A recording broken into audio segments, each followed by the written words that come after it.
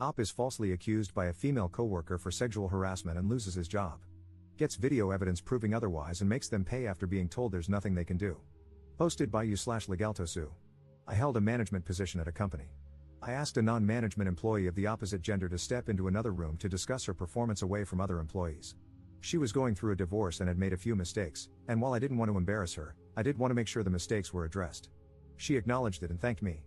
An hour later, I was escorted from my office by security and was informed by my boss that a sexual harassment complaint had been made and that proper protocol was to suspend me. I asked what the accusation was and was told, "We need to investigate. I can't disclose that." He assured me that it shouldn't take long and that if I wasn't guilty of anything, I'd be paid for the time out. I again asked what the accusation was and was told that since there was an ongoing investigation, I was not permitted to know, but if they had questions, I would be contacted.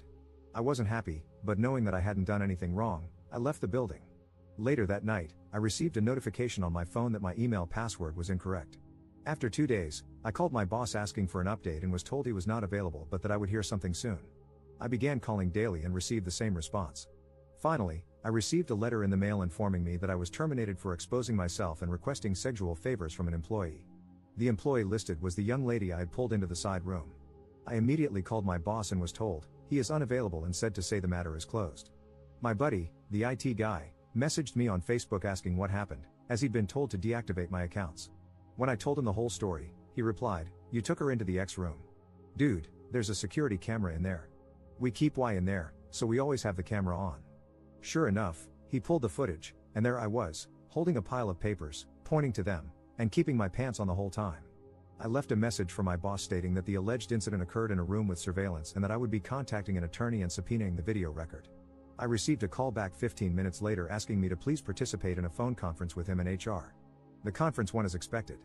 They didn't realize it had occurred in a room with surveillance. They have a zero-tolerance policy that they have to enforce. You can't be too careful in this day and age, and they regret that this didn't come to light sooner. They've already replaced me, and as it wouldn't be fair to terminate my replacement since she's done nothing wrong, they don't have a job to offer me back. However, as a gesture of goodwill, they're going to pay me through my suspension, change my file so it reads that I voluntarily resigned, and provide me with a good reference. I replied that this wasn't acceptable. They made a false accusation against me, withheld vital information that I could have easily refuted, refused to take my calls, and completely failed in their own investigation by not checking video footage that would have immediately exonerated me.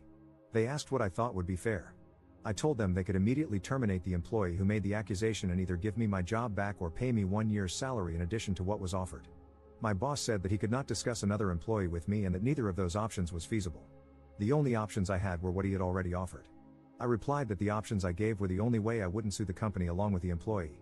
My boss replied that I signed an agreement when I was first hired stating that I would take all disputes through arbitration and that I waived my right to sue the company. I do not remember signing the agreement, and I have not seen it, but it apparently says that I will take all disputes to arbitration, I will bear the costs of arbitration, and that I will accept the decision in arbitration. He stated that I will not fare any better in arbitration than what he's already offered and that I'll be out the money to cover the arbitration. I feel like I'm being bullied here and don't think he would have scheduled a phone conference with such immediacy if he didn't think the company was vulnerable to a lawsuit. I'm waiting on a call back from a few employment attorneys. Do I have a case? Am I wrong to feel that this is unacceptable? Relevant comments. Commenter. Get a lawyer and have them subpoena that video before it gets lost. Ops response. I have the whole conference on tape. My boss admitted that the tape proves the accusation was unfounded and that, had they seen it earlier, they could have offered me my job back. Commenter 2. Yes, you can sue. You can sue the company or the woman who made the false allegations. Ops response. She's been ranting about fighting her husband for the house during the divorce. I wonder how pissed she's going to be when she has to fight me for it. I had sympathy for her because I knew she was going through a tough time, but after this? I fully intend to take her to court. I'm going to go after her for every dime she has. Update 3 weeks later. Quite a bit has happened in the last few weeks. A friend of mine at another company, after hearing what happened, told me his company had an opening. I applied, interviewed, and at the end, the manager asked me what I like to be called. 2 days later, I got a call saying they'd gone with another candidate. My friend admitted to me that he'd gotten some flack for recommending me. Apparently, HR had worked with one of the employees at my former company and called the employee to ask what the deal was with me. To which the employee responded, he got fired for sexually assaulting a subordinate. I think he's actually being charged criminally. I'm literally crying as I type this. It's a nightmare that won't end. Long story short, I lost my crap, called up my old company, but my boss wouldn't get on the phone with me. I had an attorney draft a letter of demand and send it off. We scheduled another phone conference. They once again regret that an employee provided a reference outside of the prescribed channels. The employee was coached on the proper way to handle such requests. My attorney informed them that, in addition to wrongful termination, we would be adding defamation to our complaint against them. They insist that they have not broken any laws and cannot control the actions of an individual employee who went against company policy. So we're at an impasse. Either I move ahead against them, or I walk away. At this point, I'm ready to drag this through court. I tried to take the high road and go elsewhere, but they're regretting a lot of what they've done to me without taking any action to correct it. Oh, I almost forgot. A few days after my last post, they sent me a packet of papers, standard non-disclosure notifications, COBRA, and a blank copy of the arbitration agreement for me to sign. Why a blank one, you ask? Well, it seems somebody screwed up.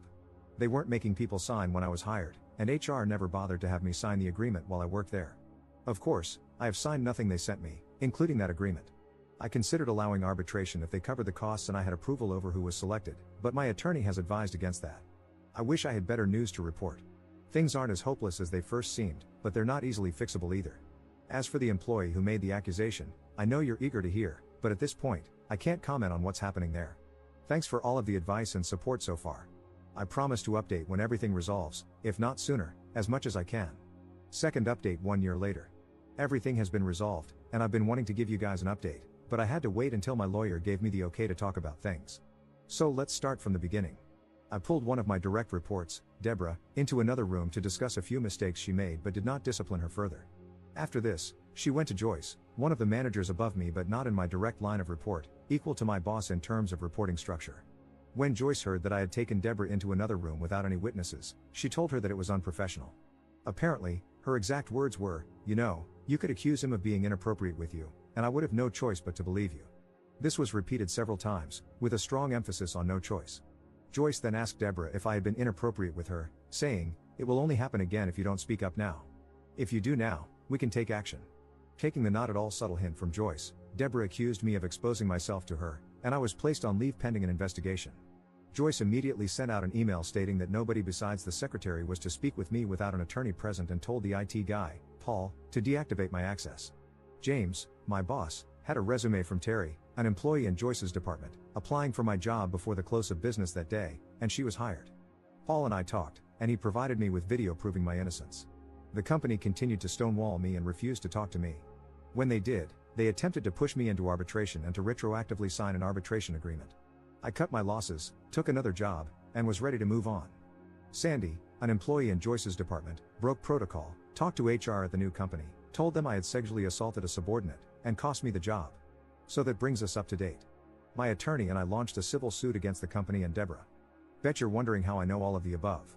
Well, good old Joyce said she'd protect Deborah if she came forward. Unfortunately, that only extended to her job. So when she was named individually in this suit, corporate told her they would not be providing her an attorney. After realizing that she'd have to put her house up for collateral, she was all too willing to throw Joyce under the bus. Joyce went to Paul, the IT guy, who was one of her reports, and gave him a list of footage to be procedurally wiped as part of an archive clearout. He pointed out that the incident with me was on that list and part of an ongoing investigation. Joyce told him that it was no longer needed and to go ahead and wipe it. He refused, citing the fact that it would still be requested if the suit moved forward. She told him to pack his things as he was being terminated for insubordination. He called the company attorney and informed her of what had happened. The aftermath. Several things happened at once, so I'll try to keep them as chronological as I can. Deborah's attorney contacted mine, stating that, conditional on me dropping the suit, she would admit that she lied and explain what went on behind the scenes. Dana, the company attorney, got the call from my attorney with the details from Deborah shortly after she finished talking with Paul about his termination for refusing to destroy evidence. Deborah and Joyce were terminated for cause that day. Paul was told that his job was safe. My attorney received a call, and it was made clear that the company didn't want this to go any further and wanted to talk settlement. I won't go into all of the details, but what I can say, I was offered my job back with a very fair increase, I received back pay from the date of suspension, and a public apology was offered from the very top. Terry is now working in Joyce's old position. She's incredibly cool about things, and felt horrified when she found out what happened. James and I are good now, and he has personally apologized for not sticking up for me. This will likely be my final update. There is still some legal battle ongoing, but I can't go into that too much. Thank you for all your support and encouragement.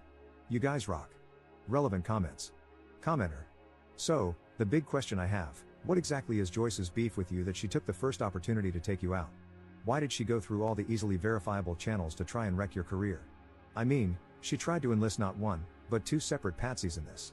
One of them knew about the whole situation and knew enough to immediately get legal involved, and another who would have to risk everything to try and prove a blatant lie.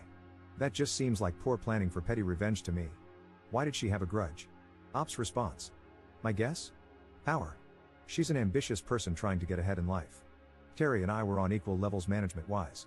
The only difference is that I have more direct reports, whereas she was basically an assistant manager to Joyce, handling the department by herself when Joyce was out. So, Joyce saw an opportunity to place a surrogate in another management position and gain a foothold in my area. Commenter 2. Did James remain fired too, or did he get his job back? Ops response. James was never fired. He did express his uneasiness to his superiors but was told that Joyce had handled the investigation properly and that he was not to speak with me without Dana present. I understand why he did what he did, and while things will never be the same between us, I can work with him without any animosity. Commenter 3. Please tell me that Sandy was fired for cause as well. Ops response. Sandy kept her job. I don't have any bitterness toward her, and I don't know that I would have done differently if a friend had called me, other than that I probably wouldn't have spread an unfounded rumor. Commenter 4. I imagine poor Dana getting 3 phone calls in a row. 1. An employee saying, so, it turns out I made up a sexual harassment claim that got that guy fired because my boss wanted to put her flunky in his job. LOL, whoops.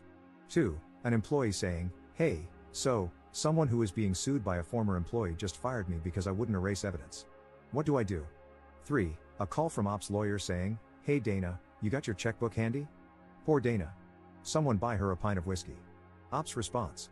I don't know this officially, but it's gotten back to me from a few people that after my attorney called, Dana walked into our CEO's office and said, you need to either settle or get outside counsel because there is not a chance in hell I'm walking into a courtroom to defend this effing nightmare. Additional info from Op regarding his future at this company. Believe me, I'm not planning on staying here. However, without giving too much away, this is a very tight-knit industry. People talk, and I was pretty much scorched earth.